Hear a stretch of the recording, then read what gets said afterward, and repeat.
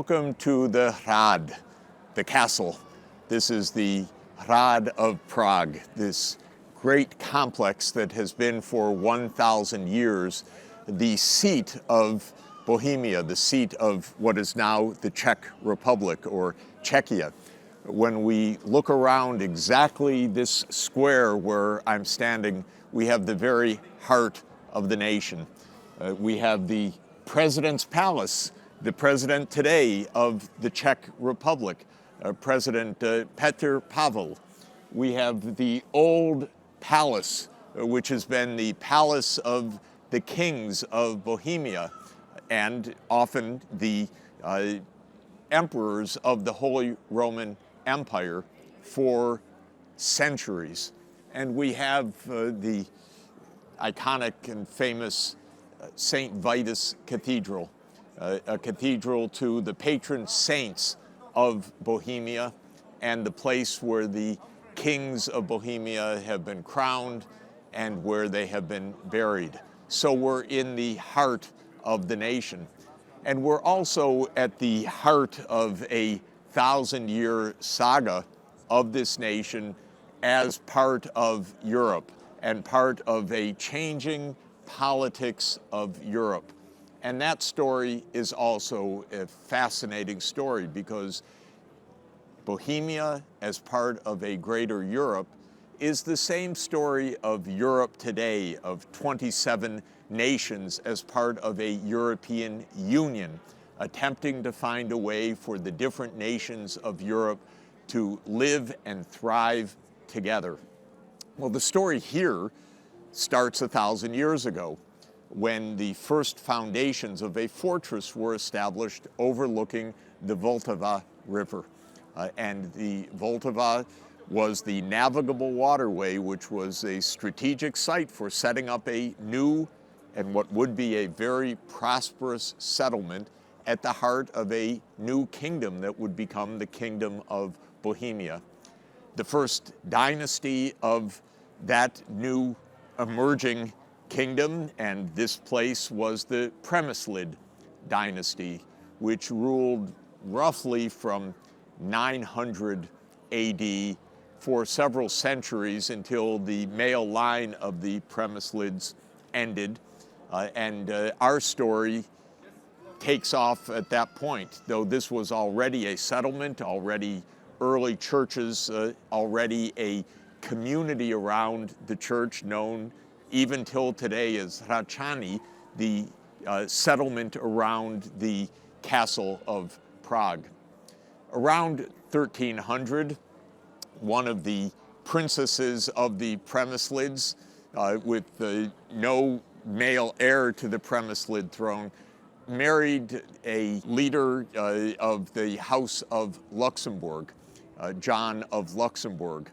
And so when Elizabeth of Bohemia and John of Luxembourg were wed, John of Luxembourg came and actually defeated a non-Přemyslid king of Bohemia at the time, and the House of Luxembourg became the royalty of the Kingdom of Bohemia. And the son of John of Luxembourg became the greatest of the leaders of the kings of Bohemia and still remembered today for all of the countless contributions, including the contributions to this place, because the son of the King of Bohemia, John of Luxembourg, was none other than Charles IV of the House of Luxembourg, who became King of Bohemia upon the death of his father in 1346 and began a long reign that transformed Bohemia and transformed Europe as Charles IV became also the emperor of the Holy Roman Empire. We have a merging of two deep political facts at that moment, and I want to help us understand those. Bohemia is, of course, a kingdom of Central Europe that is today essentially Czechia, or the Czech Republic. The Holy Roman Empire is a historical creation also lasting 1,000 years that was a political structure that in some ways ruled or governed or contained the politics of countless regions of Europe. Now, the story for us has to go back even before the founding of the Holy Roman Empire to the Roman Empire. The Roman Empire ended in the West with the conquests of the Germanic tribes over the last Roman emperor in 476 AD. That's the end of the Western Roman Empire. The Eastern Roman Empire, which is known to us as the Byzantine Empire, would continue for 1,000 years onward until its final defeat by the Ottoman Turks in Constantinople in 1453. But in the West, where we are in Western Europe, the Roman Empire ended in 476 and broke apart into many distinct principalities and political structures.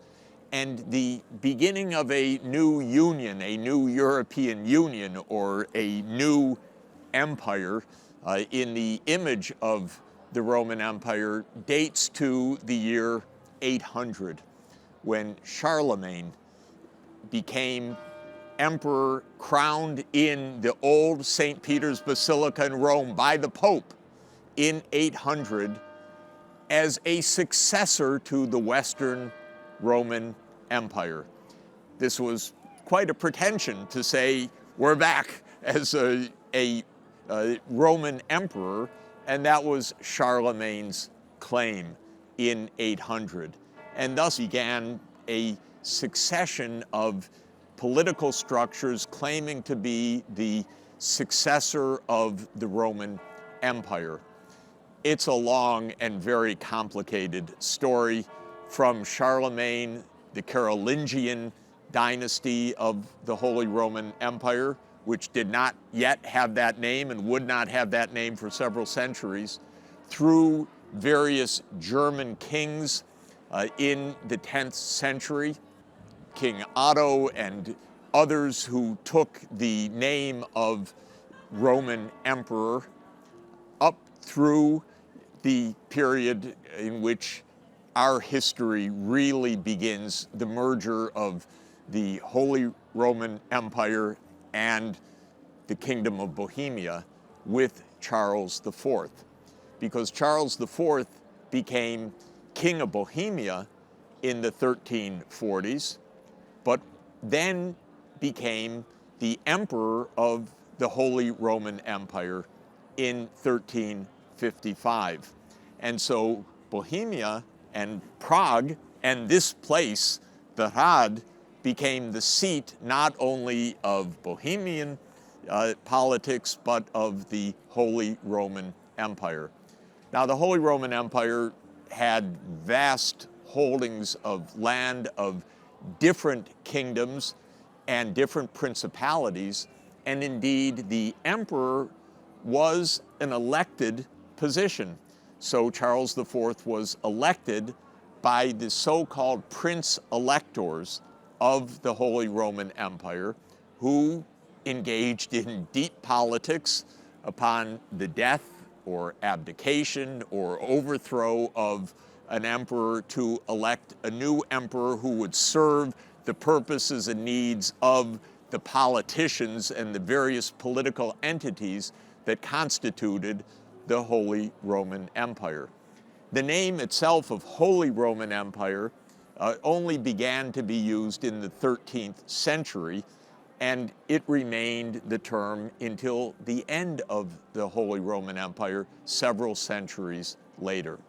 Now, Charles IV ruled as Holy Roman Emperor from the 1340s 50s until his death a few decades later, and he created much of the grandeur of Prague and its central role in European-wide politics that would last until today.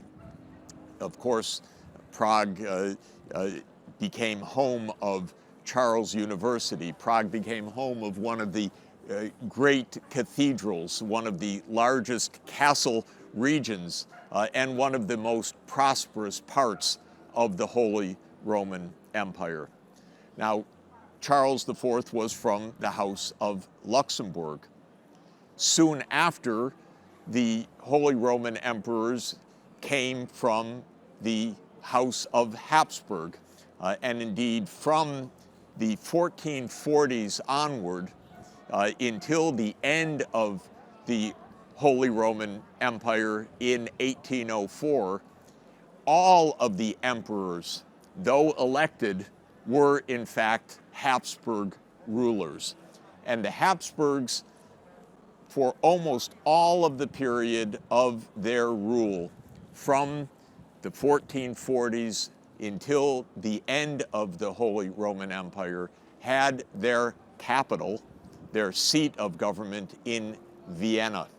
So Prague was only temporarily the seat of the Holy Roman Empire.